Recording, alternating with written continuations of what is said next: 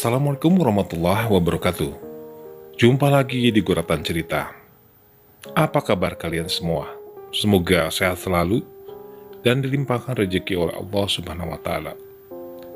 Minal aizin wal faizin, mohon maaf lahir dan batin. Dan pada kesempatan kali ini saya akan membawakan satu cerita yang ditulis oleh Bri Story. Cerita ini cukup menarik dengan judul Kota Tak Kasat Mata di Selatan Jawa.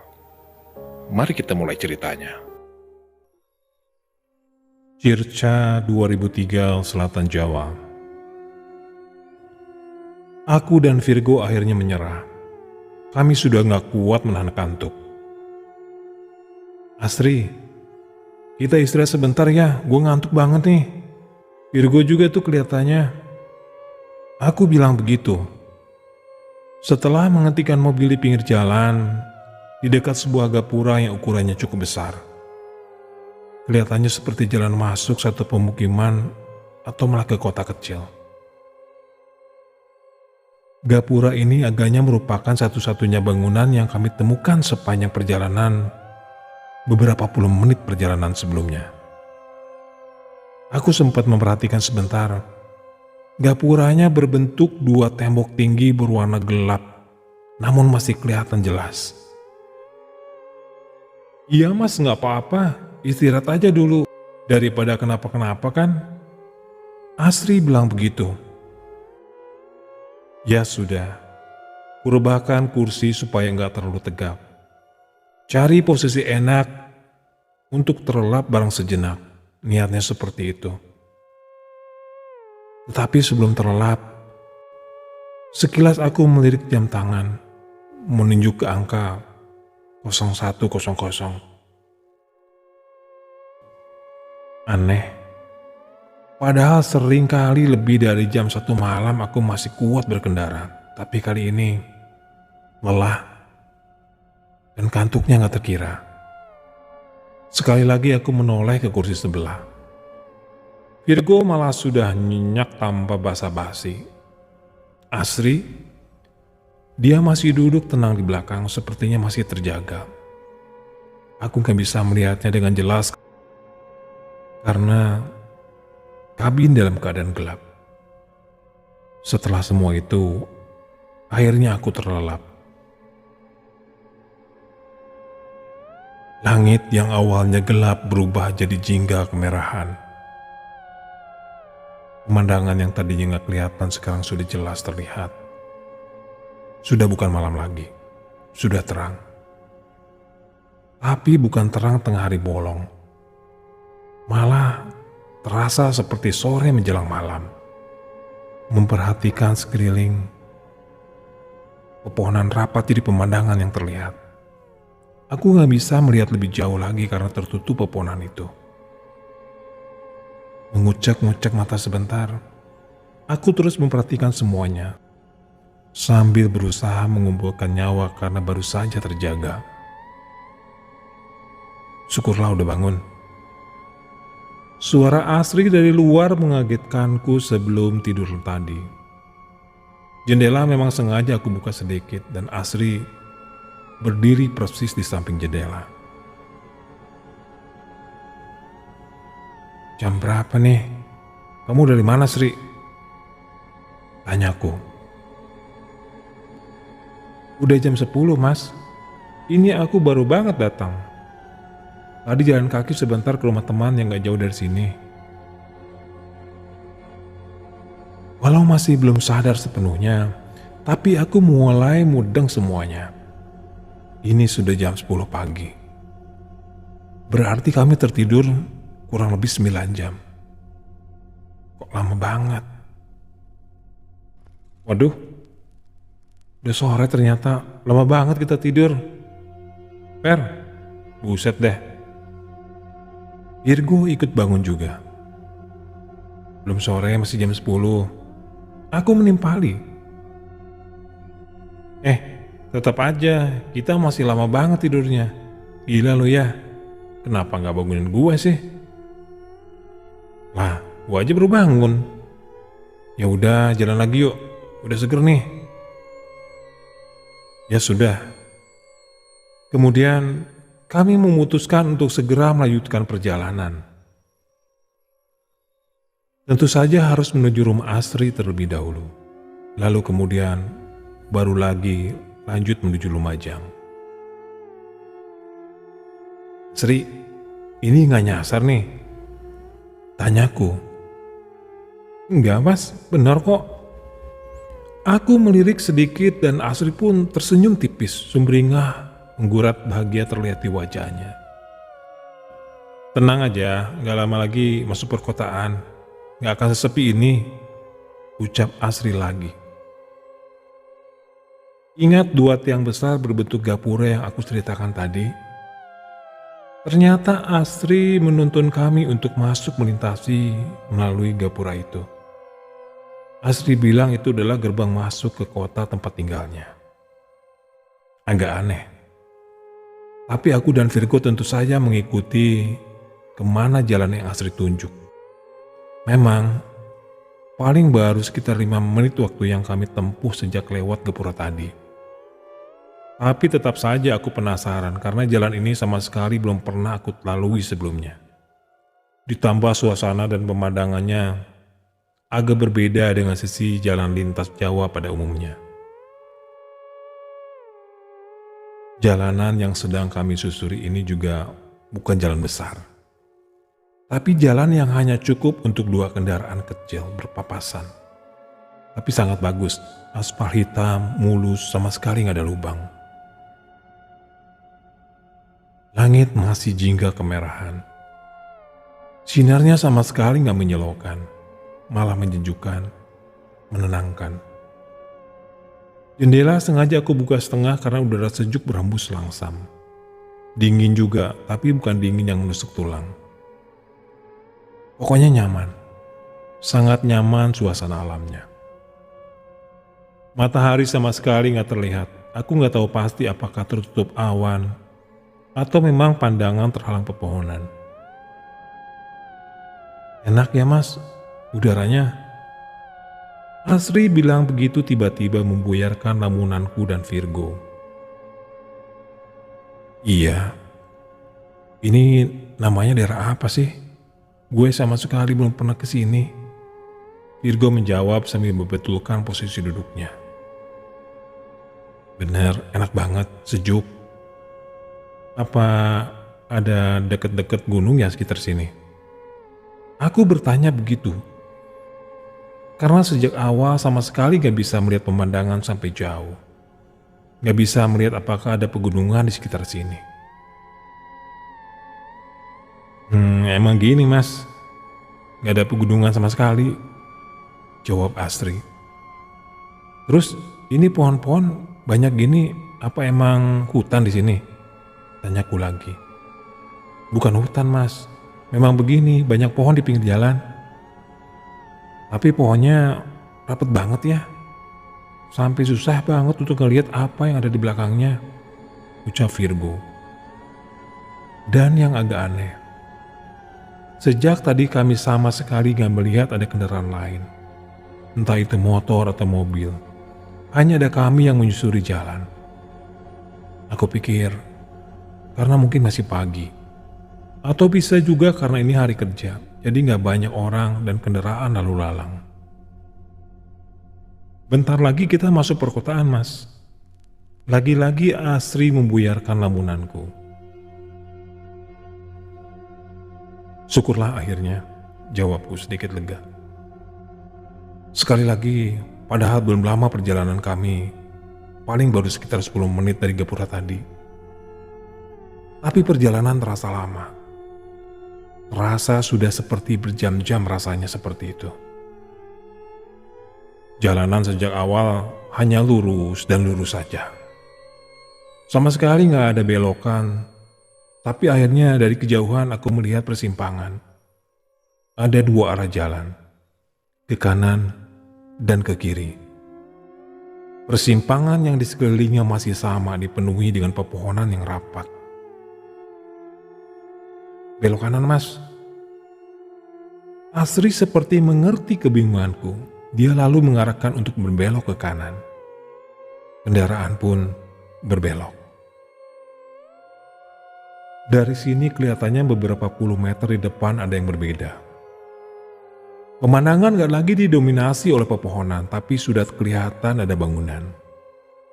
Kendaraan yang sejak tadi memang gak terlalu cepat. Aku membuatnya lebih lambat lagi. Ku angkat pedal gas perlahan. Langit masih sama, jingga kemerahan, udara juga masih sejuk. Matahari belum juga kelihatan. Hanya sinarnya saja yang masih menyebar hangat. Jalanan yang tadinya aspal hitam berubah menjadi jalan tanah kecoklatan. Tapi kelihatan dan terasa keras ketika roda mobil berputar menggelinding di atasnya. Itu yang pertama kali aku lihat ketika sepenuhnya kami sudah masuk wilayah perkotaan.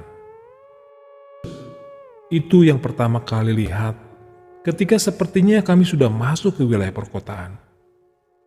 Agak aneh memang. Kenapa jalannya malah jalan tanah? Terus saja mas, lurus. Asri bilang begitu. Kendaraan berjalan pelan. Aku memang sengaja membuatnya seperti itu. Karena banyak alasan, banyak pertanyaan di kepala ketika pemandangan pepohonan sudah berganti jadi bangunan rapat. Nyaris semuanya sambung menyambung menjadi satu. Banyak bangunan rapat. Semuanya bangunan permanen dinding tembok tebal yang nyaris seluruhnya berwarna putih. Ornamen-ornamen tambahan menghiasi setiap sudut kota ini. Ada lampu taman klasik di pinggir jalan. Ada juga beberapa kursi cantik berbahan besi dan kayu menghiasi trotoar. Nah, dari semuanya yang paling mencolok adalah desain bangunan dan segala ornamen yang ada. Aku sangat memperhatikan ini dan melihatnya sungguh takjub bercampur aneh. Karena semua desainnya tahun 1960-an sampai 70-an. Klasik. Arsitektur Eropa namun masih ada banyak sentuhan budaya Jawa. Indah, sungguh indah kota ini. Ditambah dengan sentuhan sinar jingga kemerahan dari langit yang masih terus setia menghias hari. Saking fokusnya memperhatikan keadaan sekitar, aku jadi lupa dengan waktu. Lalu melirik jam tangan. Hah? Sudah jam 3 sore. Kok cepet banget? Iya, aku terkejut ketika sadar kalau ternyata sudah jam 3. Kenapa lo? Akhirnya Virgo bersuara. Ini beneran udah jam 3? Tanyaku. Beneran? Jam gua juga jam 3. Nih lihat. Virgo menunjukkan jam yang ada di tangannya. Benar sudah jam 3. Mas-mas ini terlalu asik menikmati pemandangan kali. Jadinya lupa waktu. Tawa tipis Asri mengakhiri kalimat yang keluar dari mulutnya. Mungkin Asri benar. Aku dan Virgo bisa saja terlalu asik menikmati dan memperhatikan sekitar. Tapi seharusnya gak selama itu. Gak secepat itu waktu bergulir. Taksiranku seharusnya kami berjalan sejak dari Gapura gak lebih dari 1 jam. Seharusnya sekarang masih sekitar jam 11 atau setengah 12. Sesekali aku melirik dari kaca spion. Asri terus terlihat tersenyum dengan mata berbinar cerah. Asik memperhatikan suasana kampung halamannya. Seperti orang yang sudah bertahun-tahun gak pulang. Emang biasanya kayak gini ya Sri? Gak ada orang sama sekali, sepi amat. Aku akhirnya bertanya kepada Asri perihal keanehan selanjutnya. Keanehan itu adalah sejak sampai di kota kecil ini sama sekali gak ada orang yang lalu lalang. Gak ada. Ditambah gak ada suara yang terdengar. Desir hembus angin pun gak ada. Hanya suara mesin mobil kami saja yang menggema pelan terpantul di dinding rapat bangunan. Seperti sedang melewati kota mati. Kalau siang begini, memang begini mas, sepi. Nanti menjelang sore ke malam, mulai rame, jawab Astri. Kenapa begitu? Apa emang kayak gini dari dulu? Virgo ikut penasaran. Iya, Astri menjawab pendek. Tapi nggak juga. Itu ada orang di dalam toko. Aku bilang begitu ketika akhirnya melihat ada tanda-tanda kehidupan. Di salah satu bangunan berbentuk toko, aku melihat ada pergerakan orang beraktivitas di dalamnya. Di dalam bangunan agak gelap, jadi yang aku lihat hanya berbentuk siluet. Berikutnya, beberapa kali aku melihat aktivitas yang sama pada bangunan yang berbeda. Ya begitu, sepertinya warga kota ini aktivitasnya di dalam ruangan. Sama sekali nggak ada yang kelihatan bergerak lalu lalang di luar. Jadinya, jalanan kota sangat sepi. Nanti di depan belok kiri ya mas. Asri bersuara. Benar yang Asri bilang. Nggak jauh di depan ada terlihat persimpangan ke kiri dan ke kanan. Aku ikutin arahan Asri. Selanjutnya setelah berbelok suasananya tetap sama. Masih berjajar bangunan desain klasik yang berjajar rapat satu sama lain. Pemandangan yang sama persis. Masih lambat aku melajukan mobil. Semakin lambat. Karena semakin banyak pertanyaan di kepala. Jalan kembali lurus. Aku ikuti terus. Dengan pemandangan dan suasana yang nyaris sama. Masih juga. Beberapa kali aku melihat pergerakan warga yang beraktivitas di dalam bangunan. Entah itu toko atau rumah, aku dapat melihatnya dari jendela mereka. Ya tentu saja aku masih saja melihat mereka dalam bentuk siluet. Gak jelas. Oh iya, kenapa aku bisa melihat mereka? Karena jarak jalanan dan bangunan cukup dekat, hanya dipisahkan oleh trotoar yang lebarnya kira-kira 3 meter saja. Kira-kira beberapa belas menit kemudian, aku melihat di kejauhan kalau bangunan yang berbaris ini akhirnya ada ujungnya. Itu udah ujung kota, Sri? Tanyaku. Oh iya mas, rumahku memang di ujung itu, sebelah kiri jalan.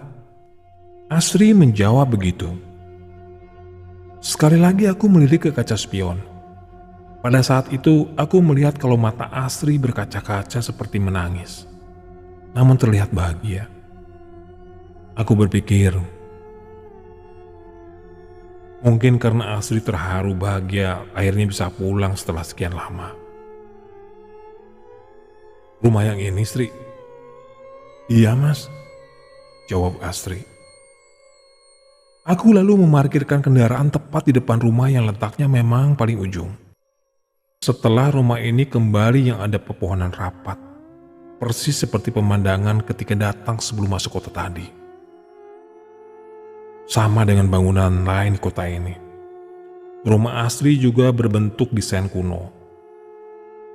Seperti bangunan Eropa zaman dulu. Setelah turun dari kendaraan, Asri mengajak kami untuk langsung masuk ke rumahnya. Aku dan Virgo masih dengan banyak pertanyaan di kepalaku mengikuti Asri dari belakang. Lalu kami masuk ke rumah-rumah yang kalau dari luar itu terlihat sangat besar. Sebentar. Ternyata ketika sudah di dalam, aku melihat rumah ini ternyata enggak terlalu besar-besar amat. Enggak sebesar ketika dilihat dari luar. Tergolong kecil malah. Ketika baru masuk, kami langsung menemui ruang tengah. Ada kursi sejenis sofa dengan meja panjang di depannya. Ini bapakku mas. Asri memperkenalkan kami dengan seorang lelaki Yang ketika kami datang sudah ada duduk di ujung sofa. Duduk di ujung sofa. Ya, itu ayahnya Astri. Lelaki berumur 50 tahunan. Mengenakan batik lusuh bercelana hitam. Kami bersalaman. Virgo juga. Sempat kaget. Karena tangan bapak ini terasa dingin sekali seperti es. Setelah itu kami dipersilakan duduk. Selain si bapak, ada anak kecil yang sejak tadi sudah berdiri di pintu yang menuju belakang. Anak perempuan ini rambutnya pendek, wajahnya terus tersenyum sejak kami datang. "Ini adik aku, Mas." Akhirnya Asri memperkenalkan. Dengan adiknya Asri, kami gak bersalaman karena dia seperti malu-malu gak mau mendekat. Namun masih terus tersenyum. Di dalam rumah, makin banyak kejanggalan yang membuat aku dan Virgo mulai makin merasa ada yang salah, ada yang aneh. Beberapa kali kami berpandangan ketika melihat atau merasa ada yang janggal.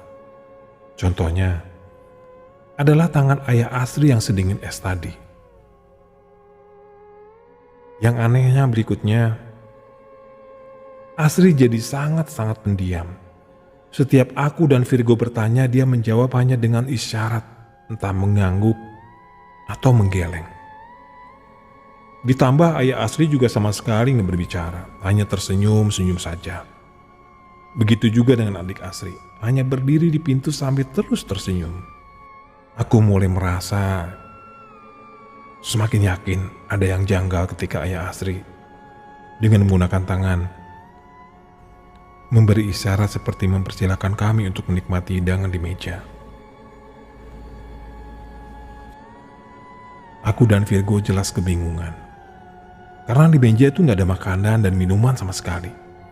Yang ada hanya beberapa piring dan gelas yang masih dalam keadaan kosong.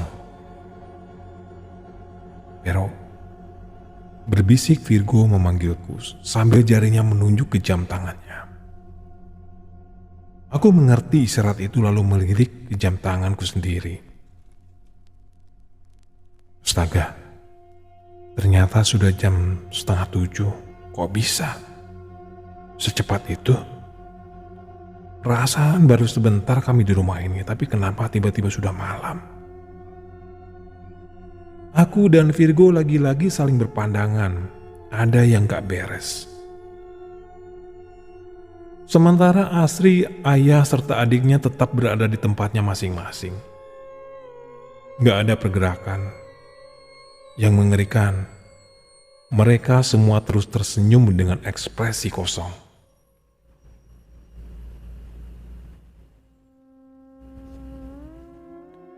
Siapa sebenarnya Asri ini?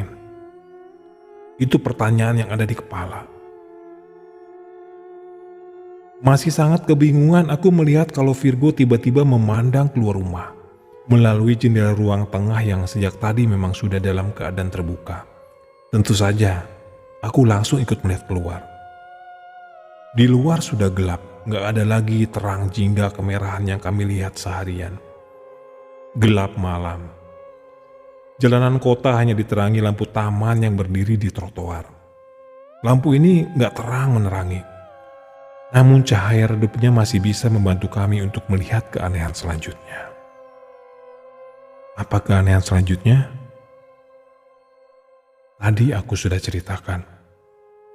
Kalau jalanan kota ini sangat sepi, gak ada orang yang terlihat sama sekali.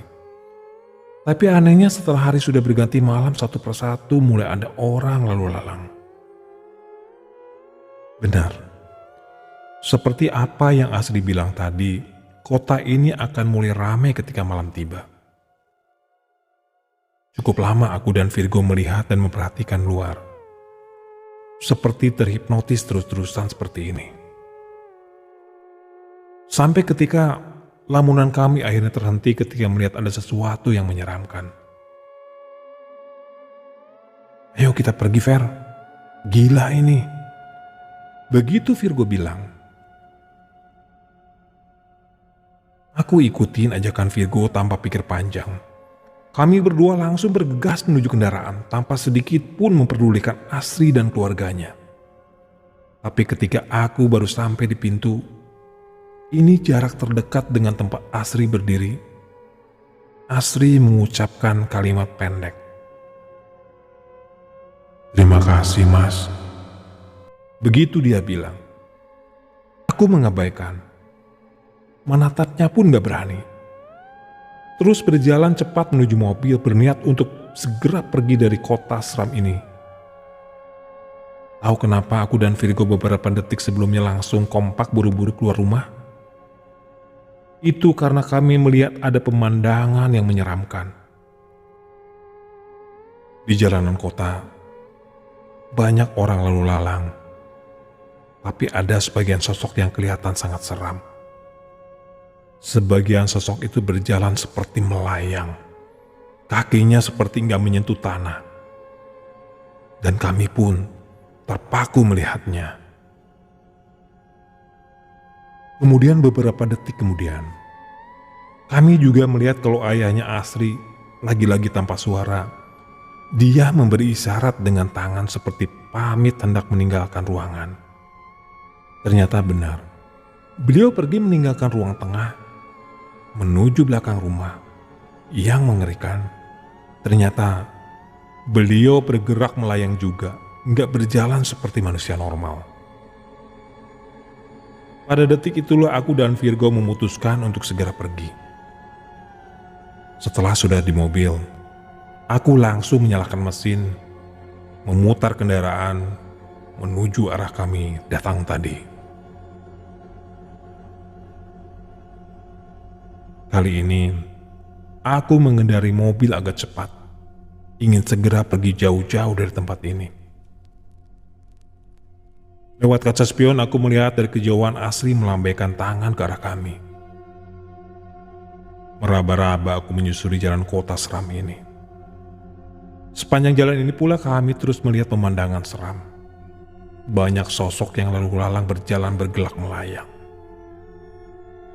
Entah kota apa ini. Beruntung, aku gak menemui kesulitan mencari jalan.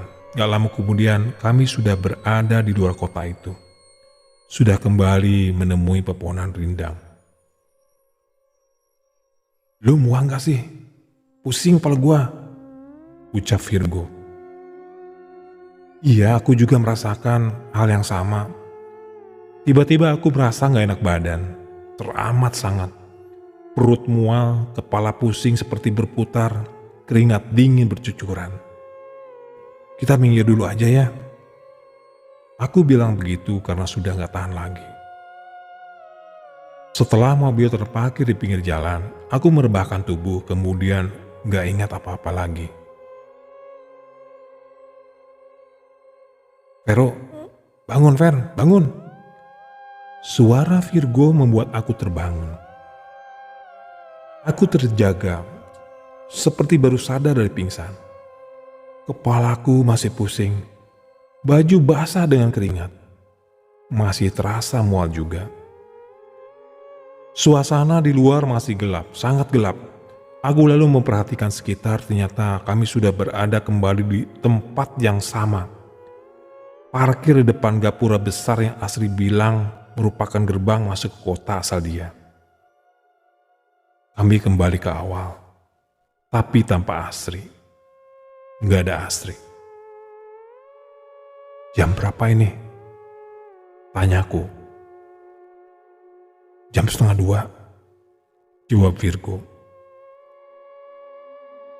Masih jam 1:30 dini hari. Ternyata hanya setengah jam yang lalu ketika aku dan Virgo juga Asri memutuskan untuk istirahat sejenak. "Ayo kita cabut. Gila, serem banget ini." Aku bilang begitu sambil menyalakan mesin mobil. "Asri gimana?" tanya Virgo. "Asri bukan orang," jawabku. Lalu kami buru-buru pergi dari tempat itu, melanjutkan perjalanan menuju Lumajang.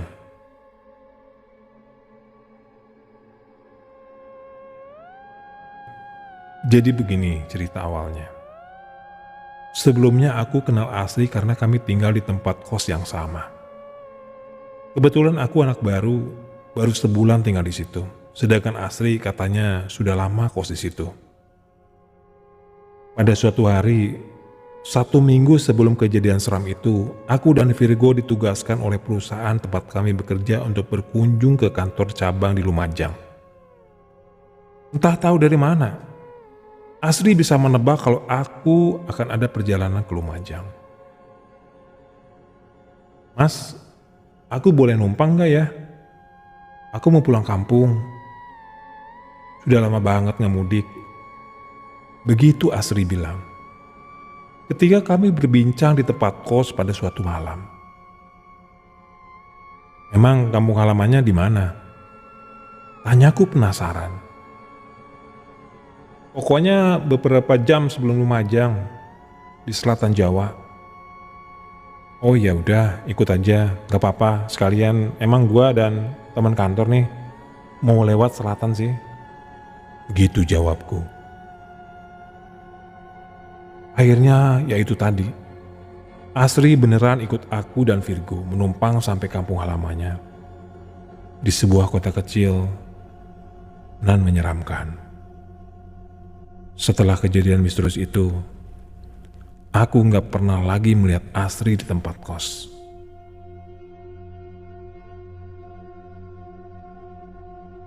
Itu saja cerita dari kota tak kasat mata di selatan Jawa. Nantikan video-video saya selanjutnya. Jangan lupa subscribe, like, komen, serta bunyikan notifikasinya agar kalian tidak ketinggalan video-video saya selanjutnya. Terima kasih sudah menyaksikan video ini. Assalamualaikum warahmatullahi wabarakatuh.